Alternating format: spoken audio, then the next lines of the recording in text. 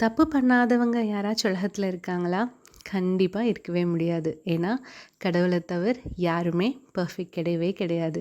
ஆனா, சில நேரத்துல நம்ம சுத்தி இருக்கிறவங்க, நம்ம எப்போ தப்பு பண்ணுவோன்னு காத்துட்ருப்பாங்க. நம்ம மேல உள்ள ஜெலஸினால அந்த வாய்ப்பு அவங்க கிடைச்ச உடனே, அத யூஸ் பண்ணி நம்மள வந்து எவ்வளோ தூரம் அவமானப்படுத்தலாம், எவ்வளோ தூரம் கஷ்டப்படுத்தலான்னு வெயிட் பண்ணிட்டுருப்பாங்க. நம்ம கஷ்டப்படுறத பார்த்து அவங்க சந்தோஷம் கூட படுற நேரங்களும் உண்டு. நமக்கும் அப்படி ஒரு வாய்ப்பு அமையும். ஆனா, அந்த வாய்ப்பு உங்களுக்கு கிடைச்சா நீங்க என்ன பண்ணுவீங்க? அவங்கள பண்ணதுக்கு நான் திரும்பி டிட் ஃபார் டாட்டுன்னு அவங்கள கஷ்டப்படுத்துவீங்களா? இல்ல அவங்கள மன்னிச்சு விட்டுருவீங்களா? நம்ம ஏசப்பா பிள்ளைங்க. அப்போ நம்ம எப்படி இருக்கணும்? அவங்கள கண்டிப்பா மன்னிச்சு விட்டுறணும்.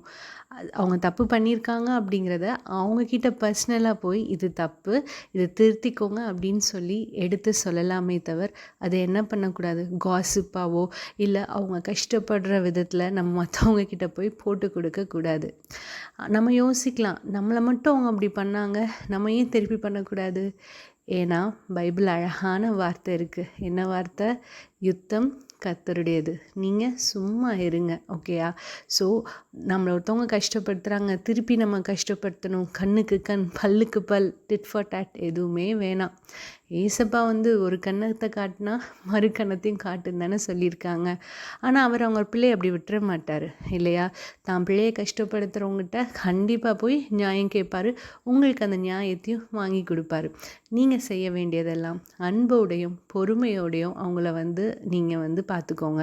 அப்ப அவங்களுக்கே வந்து ஒவ்வொரு தடவையும் அவங்க கஷ்டப்படுத்தும்போதும், அவங்க கிட்ட வந்து நீங்க ரிப்ளையா கைண்ட்னஸையும், ஜென்டில்னஸையும் குடுக்கும்போது, அவங்களுக்கே ஆச்சரியப்படுவாங்க. நான் இவ்ளோ ஹர்ட் பண்றேன், இவ்ளோ கஷ்டப்படுத்துறேன். ஆனா வந்து அதுக்கு மாறா அவங்க எனக்கு வந்து அன்ப மட்டும் தான் குடுத்துருக்காங்க. அமைதியும், பொறுமையும் மட்டும் தானே வெளிப்படுத்துறாங்க. அப்ப அங்கேயே ஒரு டிஃபரன்ஸ் இருக்கு. நீங்க ஏசாமி பிள்ளைன்னு. அதுதான் நம்ம வாழ்க்கையில ரொம்ப முக்கியம். ஸோ அப்படிப்பட்ட ஒரு வாழ்க்கைக்காக ஜெபிக்கலாமா? ஸ்தோத்திரம் அப்பா. ஆண்டவரே எங்க கூட இருந்து எங்களை இம்மட்டும் வழிநடத்தினக்காய் நன்றி ஆண்டவரே. எத்தனையோ பேர் வந்து எங்கள கீழ இழுத்து தள்ள காத்துட்டு இருக்காங்க ஆண்டவரே. அந்த சூழ்நிலையிலும் எங்க கூட இருந்து எங்களை நீர் உயர்த்தி வைத்ததுக்காய் நன்றி ஆண்டவரே. எங்க கஷ்டப்படுத்துறவங்கள திருப்பி நாங்க கஷ்டப்படுத்தாத வண்ணம் அவங்க மேல நாங்க அன்பா இருந்து பொறுமையோடும், அமைதியோடும் அந்த சிச்சுவேஷன ஹேண்டில் பண்ண கிருபை செய்யுங்க. நாங்க என்ன செஞ்சாலும் ஏசுராஜா உங்க கிருபையினால அப்பா நாம மகிமைக்கென்றும் பரிசுத்தாவியானவர் வழிநடத்துதலுக்கென்றும் நாங்க வாழ கிருபை செய்யுங்க. எங்க கூடவே இருங்க. எங்க வாழ்க்கைய எப்படி வாழணும்னு எங்களுக்கு கத்துக் கொடுங்க. ஏசுராஜாவின் ஈடிணையில்லா நாமத்தில் ஜெபிக்கிறோம். ஜீவனுள்ள நல்ல பிதாவே. ஆமென்.